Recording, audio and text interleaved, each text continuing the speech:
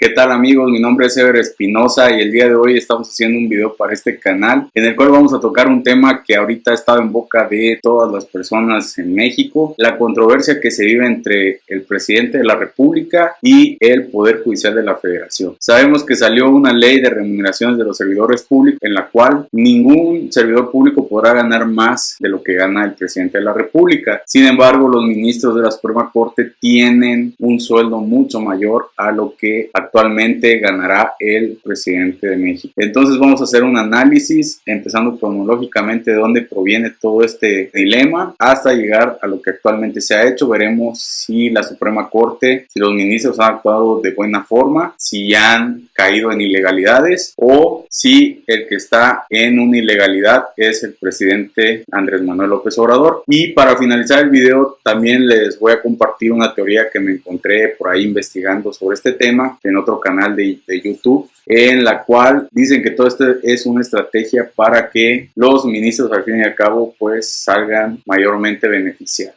Lo veremos en este video. Vamos a empezar. Pues bien amigos, para seguir con este análisis sobre el tema del conflicto que se está dando entre el presidente de la República y el Poder Judicial de la Federación, vamos a revisar cada uno de los hechos que originaron toda esta situación. En el 2009 se publica una reforma al artículo 127 constitucional, mediante el cual se establece que ningún servidor público va a poder obtener una remuneración mayor a la que percibe el presidente de la República. Durante la campaña presidencial del licenciado Andrés Manuel López Obrador se estuvo hablando mucho de la corrupción, de el desvío de fondos públicos, de la mala administración y gestión en nuestro país, y se tocó el tema de la situación que se da con los ministros de la Suprema Corte que ganan un sueldo que para muchos es excesivo. Entonces todas sus promesas de campaña fueron enfocadas en un sexenio de austeridad que se va a ver si lo cumple o no, porque apenas está empezando con su mandato. Pero una de las personas que estuvo siempre a su lado fue la abogada Olga Sánchez Cordero, quien percibe actualmente una pensión por haber tenido el encargo de ministro de la Suprema Corte de Justicia de la Nación. Y durante la campaña, cuando se hablaba que se le iban a reducir los sueldos a los ministros, ella comentó que no era posible hacerlo porque el artículo 94, que habla sobre el Poder Judicial, en su párrafo 11º señala que no se le podrá reducir la remuneración a los ministros durante el tiempo que dure su encargo. Entonces, cuando está toda esta campaña presidencial y todo, la misma exministro señaló que ella donaría la pensión que recibía al momento de obtener otro puesto público. Y al día de hoy ella hace la mención, se publicó prácticamente en todos los medios nacionales, que ella no va a donar su pensión, lo que va a donar va a ser su sueldo como secretaria de Gobernación. Entonces, hasta el día de hoy, pues ya como que están pasando ciertas cuestiones que ya no son tan fieles a las palabras que se dijeron en campaña, pero bueno, todavía no es tiempo de juzgar, es nada más de hacer un preámbulo para ver lo que pasó y lo que está pasando. En noviembre de este año se publica la Ley Federal de Remuneraciones de los Servidores Públicos, en donde se traza la línea que se va a seguir para reducir los salarios de los servidores públicos, entre ellos los miembros del Poder Judicial de la Federación. Pero no obstante a eso, el presidente de la República hizo la declaración que iba a reducir su salario a 108,000 pesos. Por lo tanto, nadie podría ganar más de 108,000 pesos mensuales como servidor público. Y ahí es donde choca con el Poder Judicial de la Federación, porque jueces federales, magistrados y ministros obtienen una remuneración mayor a esa cantidad. Entonces se empiezan a promover amparos contra esta ley, se empiezan a realizar muchas declaraciones, mucha información en redes sociales, en internet, en los medios digitales, y la bancada del PRI decide, bueno, no solo del PRI, del PAN y de todos los partidos que están en oposición a Morena, que es el partido en el poder, deciden presentar una acción de inconstitucionalidad en contra de la ley, argumentando precisamente lo que dijo la exministra Olga Sánchez Cordero cuando estaba en campaña, que esa ley es contraria a la Constitución porque está violentando lo que dice el 94 constitucional. ¿Qué pasa con esto? Que cuando se presentan los amparos, muchos jueces se declaran impedidos, se excusan y dicen que no pueden conocer del asunto porque ciertamente tienen un interés personal en el conflicto que se está dando. Entonces muchos jueces y muchos magistrados empiezan a excusar y todo se lo mandan a la Suprema Corte de Justicia de la Nación. Sin embargo, cuando llega esta acción de inconstitucionalidad en contra de esta ley, viene un dato curioso, que el ministro Alberto Pérez Dayán admite a trámite esa acción de inconstitucionalidad de la bancada del PRI, del PAN y de los demás partidos que participaron y concede la suspensión de los efectos de esta ley de remuneraciones. ¿Qué quiere decir esto de conceder la suspensión de los efectos de la ley? Pues simplemente que no se va a aplicar esa ley que ya fue publicada y que se supone que ya está vigente hasta que no se resuelva esa acción de inconstitucionalidad. Pues en pocas palabras, no se les va a reducir el sueldo a los ministros, a los magistrados, a los jueces y a los demás servidores públicos hasta que no se resuelva esto. Y los ministros claramente tienen un interés personal en esto, en este conflicto, en este caso en concreto. También he leído ahí que dicen que los ministros van a ser jueces y parte, que se deberían de declarar impedidos, que debería ser resuelto por una corte internacional o por una corte extranjera. Muchas opiniones que se hacen a la ligera o que tal vez se hacen sin conocimiento de causa. Pero aquí lo que me llamó mucho la atención es que, para empezar, la ley reglamentaria de las fracciones primera y segunda del artículo 105 constitucional, que es el que habla sobre las acciones de inconstitucionalidad y las controversias constitucionales, señala en su artículo 64, en el último párrafo, que una vez que se admita a trámite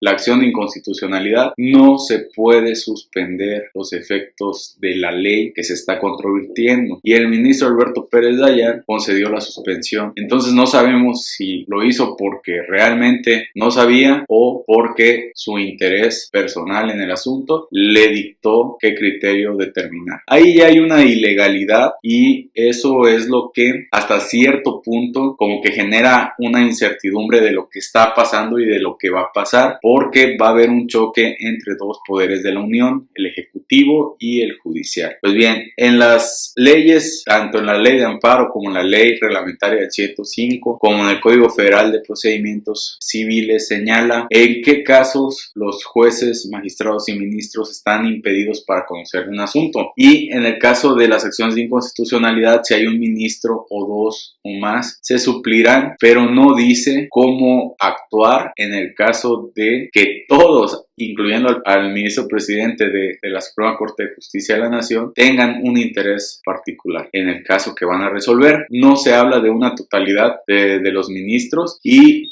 ahí es donde existe esta situación de incertidumbre o de que muchos dicen, no, pues ellos tienen en sus manos el declarar constitucional o inconstitucional una ley y se está volviendo una situación que genera mucha desinformación y que a la vez genera mucha incertidumbre. Pero bueno, veremos qué es lo que pasa en estos días con esta situación de la reducción de las remuneraciones de los servidores públicos. Pues bien, para terminar este video, me gustaría compartirles una teoría que encontré al hacer esta investigación en otro canal de YouTube que se llama México Triunfador. Si pueden checarlo, está muy interesante. A mí me llamó mucho la atención en el video donde habla sobre una supuesta simulación entre este conflicto del presidente de la República con el Poder Judicial de la Federación. Y lo explico. Él dice que todo esto es una simulación y que al final los jueces y los ministros y los magistrados van a aceptar la reducción salarial porque tras bambalinas van a obtener un mayor beneficio.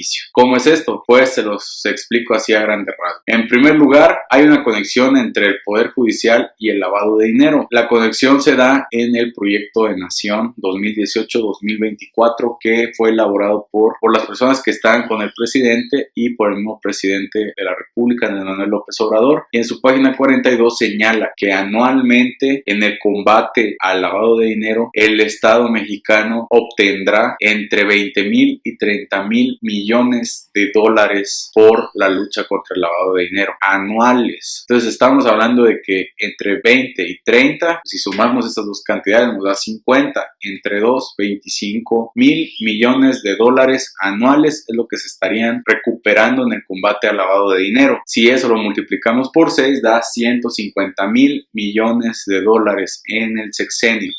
Pero a todo esto, ustedes se preguntarán qué tiene que ver eso con el Poder Judicial. Pues bien, si nos vamos al Código Nacional de Procedimientos Penales, el artículo 250 señala qué pasará cuando se hagan decomisos por parte de la autoridad. Y aquí es donde está lo interesante. Una vez que se haga un decomiso, si es en efectivo, pues ahí se reparte. Si no es en efectivo y son bienes, se enajenan esos bienes y el efectivo que se haya obtenido de esas enajenaciones se repartirá en 4 partes iguales entre 4 dependencias que obtendrán el 25% de lo decomisado. ¿Cuáles son estas 4 dependencias? Poder Judicial de la Federación, PGR, Secretaría de Salud y el fondo previsto en la Ley General de Víctimas. Si estamos hablando de 150 mil millones de dólares en el sexenio, al Poder Judicial de la Federación le va a corresponder 37.500 millones de dólares durante todo el sexenio. Y estos 37.500 millones de dólares pues no van a estar en ningún presupuesto. Si se llega a lograr la recuperación de esas cantidades por el combate al lavado de dinero que señala el proyecto de nación, el Poder Judicial va a tener la facultad discrecional de administrar ese dinero que se está obteniendo con los decomisos que están realizando. Entonces, ¿qué va a pasar si se reducen su sueldo a 108 mil pesos, pero con 37.500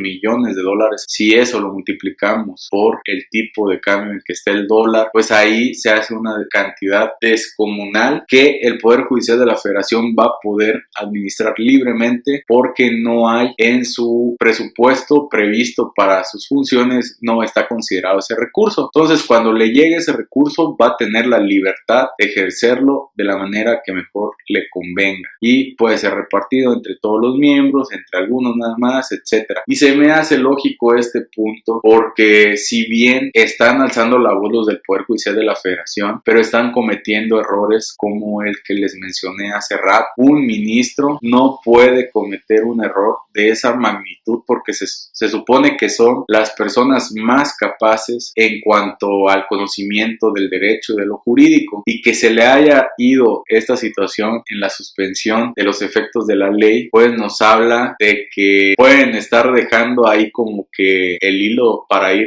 jalándole y al final se caigan esas acciones de inconstitucionalidad, se caigan todos esos amparos y se declare constitucional la ley por una mala actuación de los juzgadores, y por ahí podría ser el detalle en el que pues al final de cuentas van a aceptar reducirse el salario. Pues bien, yo se los estoy comentando en grandes rasgos. Para ver toda la explicación más completa, visiten el canal que les comenté, y sí se me hizo muy interesante y por eso se los quise compartir. Ahí es donde queda esa duda y te deja esa espinita clavada de decir si realmente todo este conflicto es real o no, porque al fin y al cabo se van a ver beneficiados. Hemos visto que Andrés Manuel López Obrador, desde antes de tomar posesión, ha estado constantemente declarando que va a ir con todo en la persecución de los delitos fiscales. Entonces, creo que por ahí está el truco, la maña, y por eso están haciendo todo este show. Se me hizo muy lógico, se me hizo muy interesante también, y espero que les guste. Si se me fue algún detalle, ojalá y lo puedan comentar. También si tienen alguna opinión al respecto, me gustaría leerlos. Y por último, para terminar ya el video, si realmente quieren que el país progrese